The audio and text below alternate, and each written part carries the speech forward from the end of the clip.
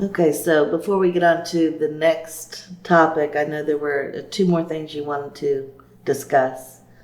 Right. I mean, in a partnership for life, I mean, what's most important in the partnership is understanding how to balance the conversation, you know? Mm-hmm. So it's critical that I allow you to say everything you need to say, and I have to say everything I need to say. It can't be that, you know, at some point here, I let you take over. In other words, I can surrender. You know, all right, you win.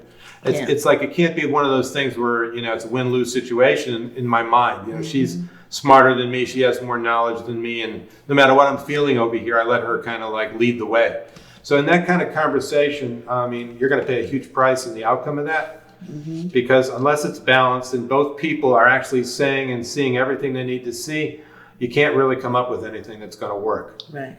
So it's, you know, you're bringing something to the conversation. You want to do something. Mm-hmm. I'm bringing the space for something new to occur. You know, just the space for something to occur, the possibility of something. And eventually, if we say everything we need to say honestly to each other, don't hold back anything, then you know, something can be seen perhaps that we never knew that makes a difference to what we're up to. Mm-hmm. In that moment, see kind of where we're at, where we've been at in a clearer way. Like really get to own it. This is where we're at. Right. And at the same moment you see that, there's this other thing that shows up, like we could actually go here now. Right. Or we should go here now. Or we will go here now. You know what I mean? Mm-hmm. So it's kind of like this discovery of where you're at and then what's possible, you know, going forward. So that... Yeah, that's good. I mean, I'm just looking at a line here that I outlined in it. What you say here is that our minds are the receivers of what make the difference, not the source. Right.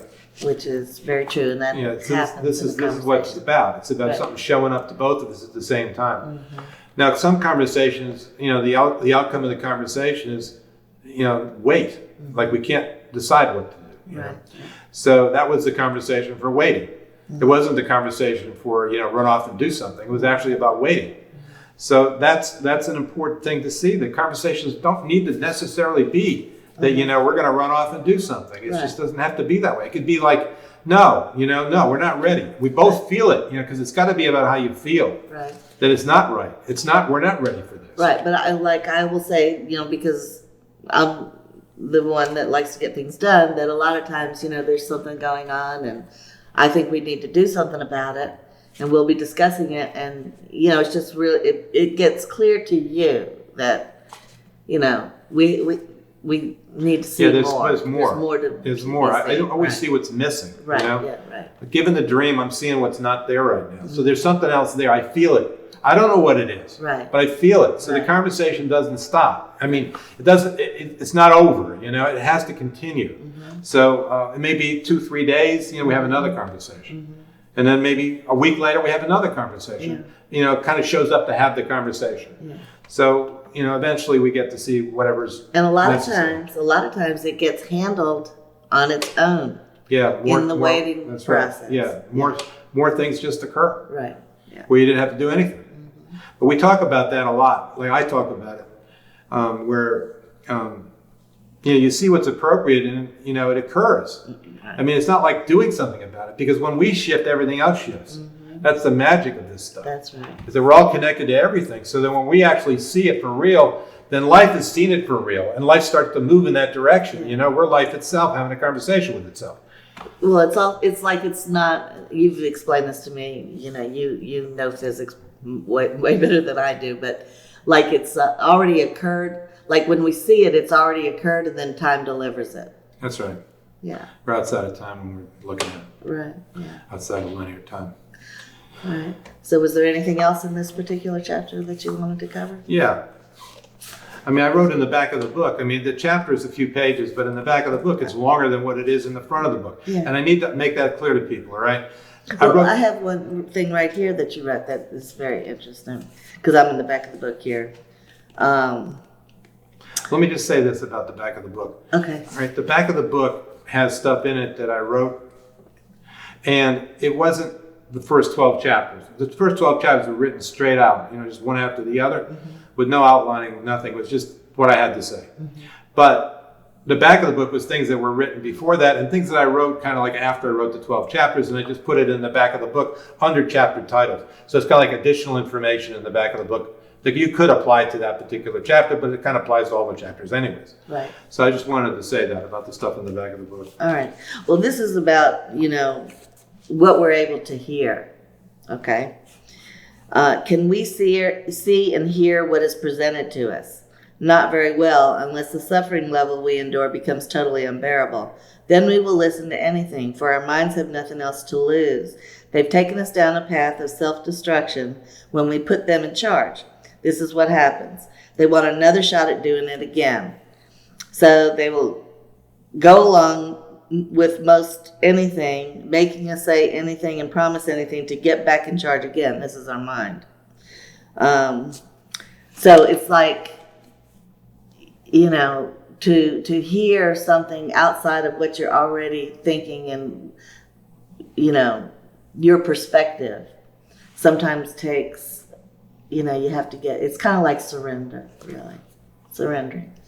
As an individual, you go through this process of like realizing that you weren't thinking properly, you know what I mean? And you're paying a big price for it. Yeah.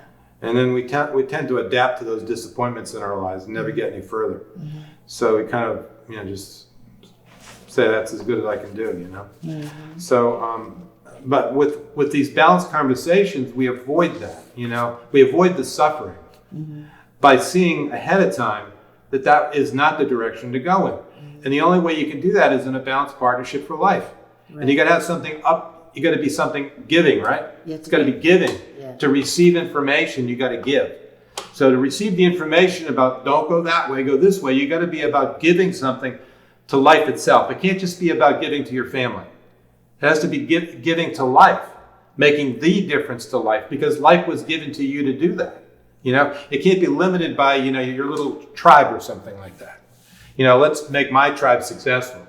It's like, the hell with those guys. It has to be for all people. You're coming from life for life. That's who you're being. That's coming from us being part of life instead of separate from it. Yeah, life for life. You have your heart and soul in it. It's who you are. And out of that you can see, don't go this way, go that way. But if you're in there to take advantage of life, right?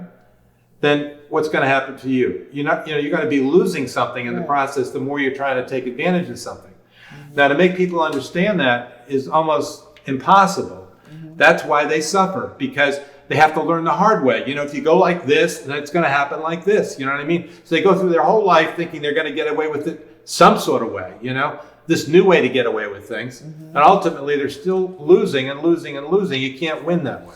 Mm-hmm. There's no winning.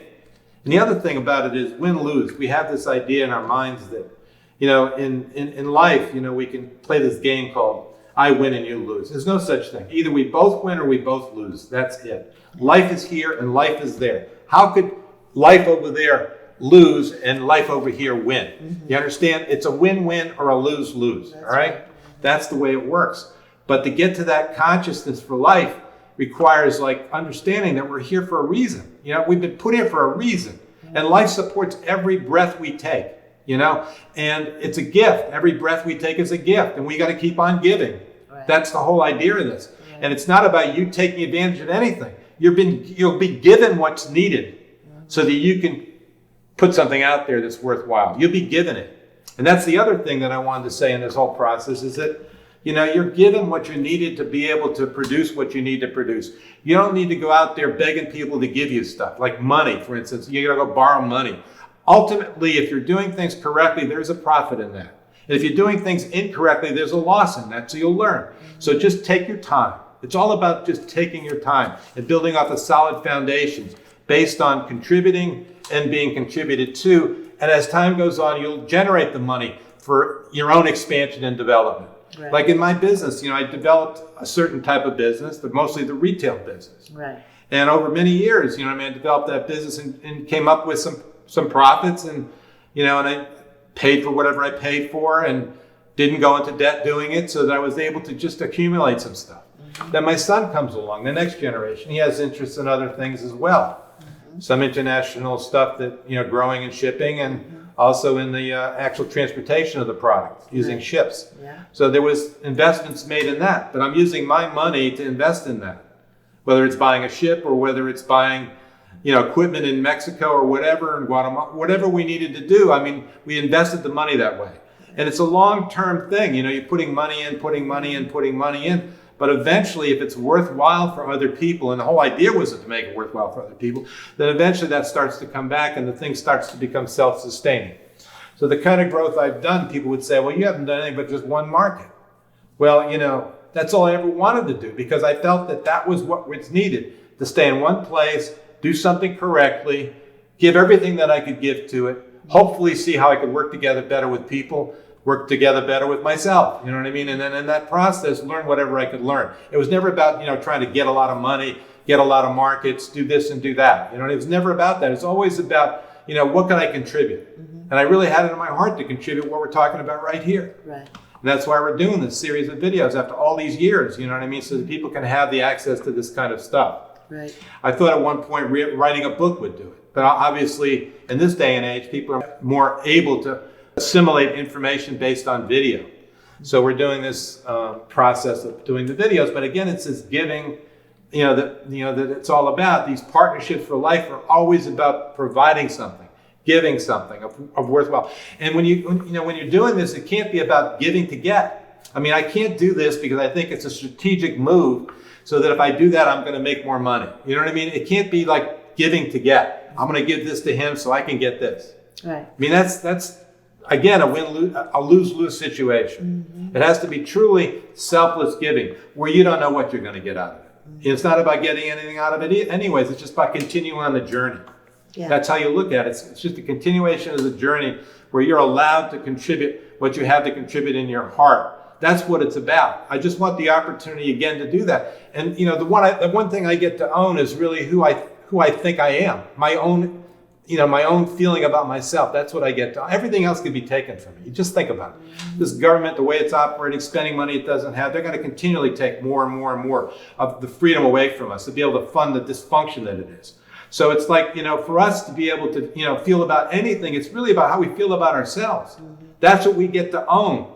I mean, if you're in Europe and you're on a boxcar going to the crematorium, at least, you have that. How you feel about yourself. They can't take that away from you, But these governments can take everything away from us. And they're good at doing it. Mm-hmm. Telling you to be afraid of this and afraid of that and taking every freedom you got, so they're going to protect you. Mm-hmm. They're going to take care of you. That kind of stuff, Mm-hmm. So the idea of helping, that's another big, big one in this whole scenario of understanding about things.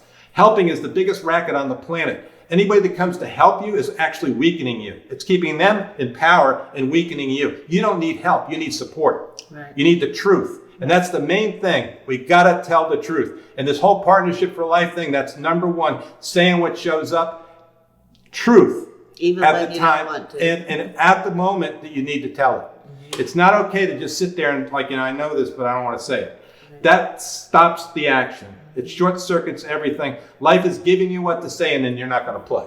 Right. I mean, what kind of player are you anyways? Life's going to lose interest in you. It's just going to go around you, like it goes around the rocks. And you're going to lose. I mean, you're just going to be like this person that doesn't get anywhere. You know what I mean? Because you haven't been playing the game. You don't tell the truth, then they're not a player. So the basic thing in partnerships for life and in working with other people and everything else is saying what's so when you get to see it. And I've told people this: if you're working for someone and you tell them the truth and it gets you into trouble, you're working for the wrong people. I mean, you're absolutely wasting your time, wasting your life and everything else. If you're working for someone and you tell the truth to that person, as it occurs for you to tell it, and that person listens to you and says, I really appreciate that, then you're working for the right people. That's how you can tell who you need to be with. It's just to tell the truth. That's all you need to do. Yeah. But all these things are hard for us because individually we're in survival. We're trying to keep things the way they are, and we're not trying to rock the boat. And the truth rocks the boat because it makes the difference to life. And it's about growth and development. That's what life is about. So if you want to participate, you better start telling the truth to the people you need to tell it to when it occurs to tell it. It's like saying what shows up. It's seeing what's there and saying what shows up. Seeing and saying, just like, playing tennis or something. They hit the ball, you hit it back. You see something and then you say it. That's how you play the game, the game of life. And partnerships for life is the way it's played, within that partnership. All right.